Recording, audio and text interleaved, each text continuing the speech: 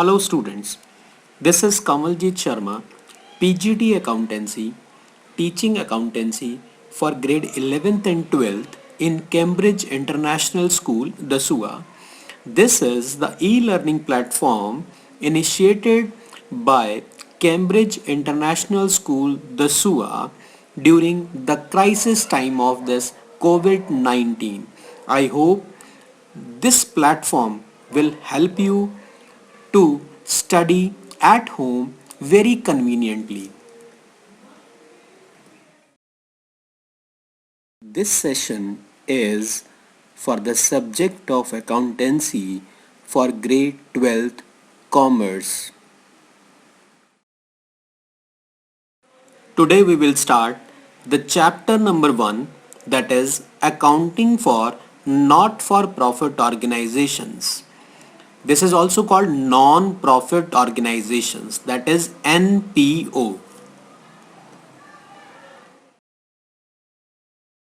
In this chapter, we will cover the topics like meaning and concept of not-for-profit organization, characteristics or you can say features of not-for-profit organization, difference between a not-for-profit organization and profit-earning organization, then meaning and features of receipts and payments account, difference between receipts and payment account and cash book, meaning and features of income and expenditure account, difference between income and expenditure account and profit and loss account,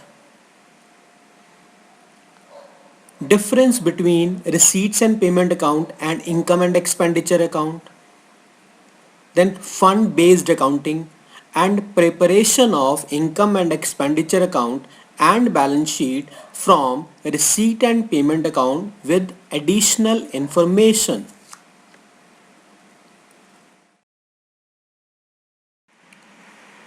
Now today we will discuss some important terms or you can say important items which are very much important while the preparation of financial statements of a non-profit organization. Number one is life membership fees.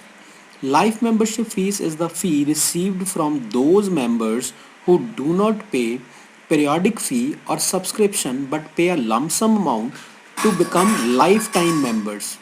It can be shown by adding to capital fund or separately on the liability side of the balance sheet. The second one is subscription. Subscription is the amount payable by members of not-for-profit organization for renewal of membership periodically. It is recurring in nature. It is treated as revenue receipt.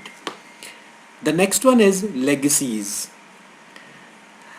It is the amount received as per the will of a deceased person who may or may not specify the use of the amount. Legacies, use of which is specified as specific legacy and is shown in the balance sheet as liability. If the use is not specified, it is considered as revenue nature and credited to income and expenditure account. Next comes the entrance fees. Students, as per the previous treatment given in all the books, entrance fees is called admission fees. It is a fee paid by the members at the time of joining a not-for-profit organization. It is an item of recurring nature. Generally, entrance fees is treated as income. But as per the latest information given in NCERT, entrance fees, also known as admission fees, is paid only once by the member at the time of becoming a member. In case of organizations like club and some charitable institutions is limited and the amount of entrance fees is quite high. Hence, it is treated as non-recurring item and credited directly to capital or the general fund. It means now we have to add the entrance fees in the capital fund on the liability side of the balance sheet. We must go as per the information of NCERT. Donations. It is a sort of gift in cash or property received from some person or organization. It appears on the receipt side of the receipt and payment account. Donation can be for specific purposes or for general purposes. Specific donation, if the donation received is to be utilized to achieve specific purpose, it is called specific donation. The specific purpose can be an extension of the existing building, construction of a new computer laboratory, creation of a book bank, etc. Such donation is to be capitalized and shown on the liability side of the balance sheet, irrespective of the fact whether the amount is big or small. The intention is to utilize the amount for the specified purpose only. Now comes the general donation. Such donations are to be utilized to promote the general purpose of the organization. These are treated as revenue receipt as it is a regular source of income. Hence, it is taken to the income side of the income and expenditure account of the current year.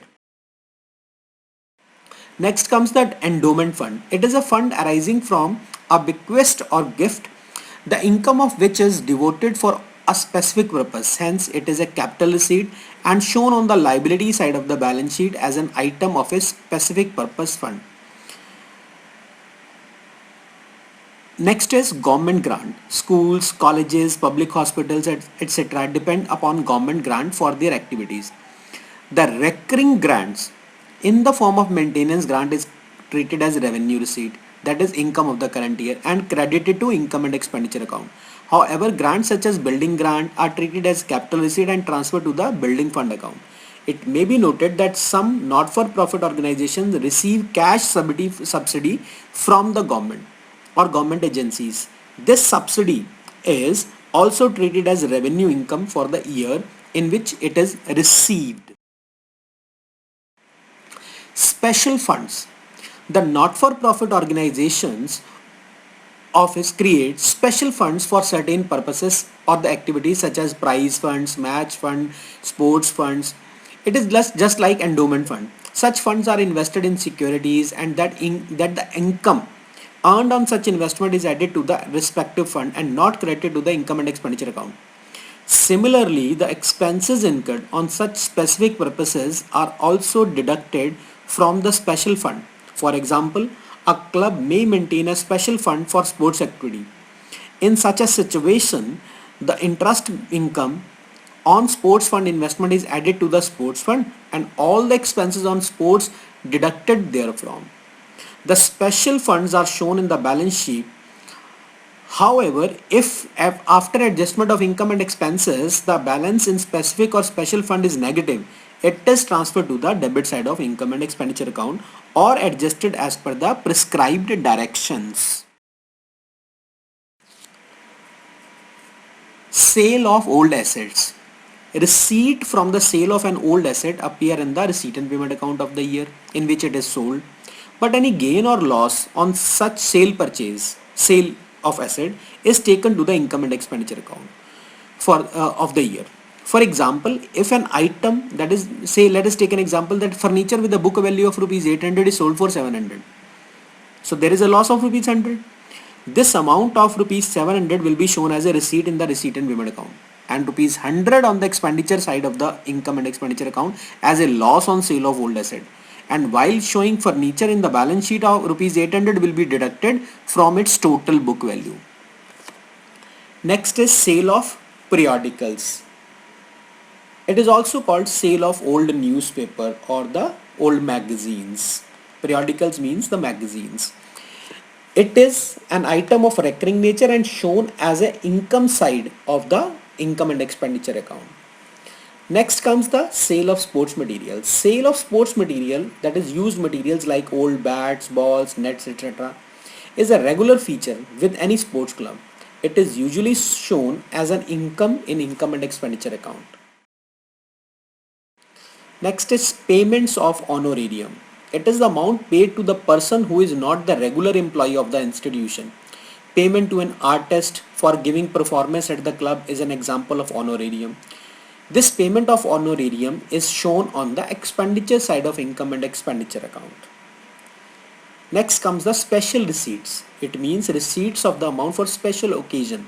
For example, contribution received for annual dinner, Such contribution are credited to a separate account. In this case, it is annual dinner account, and the expenses against these receipts are debited to it. The balance is transferred to the income and expenditure account. The next comes the calculation of subscription. Students, in an year, it is not necessary that all the members paid their due subscription on time.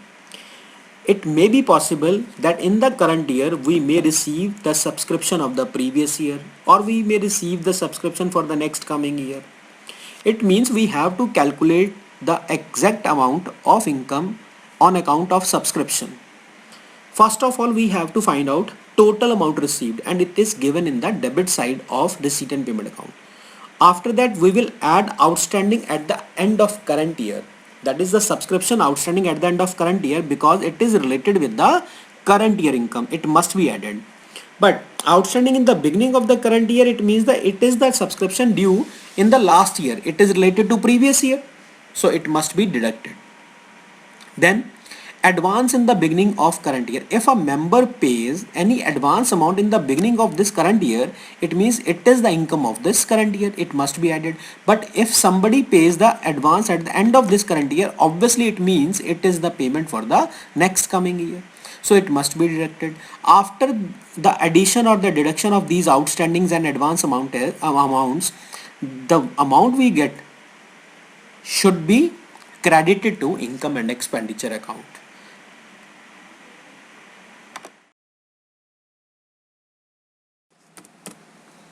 So in this session, we learned few more items related to the preparation of financial statements for a non-profit organization.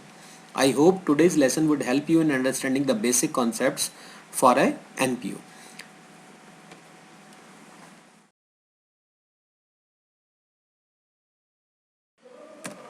It's homework time now. Revise all these topics and learn it by heart, because these topics are very much important while preparation of financial statements for a not-for-profit organization. In the next session, we will continue our next topic. Till then, dear students, to stop the COVID-19, stay home. If you don't think about yourself, think about your loved ones. So stay home, please, but study regularly.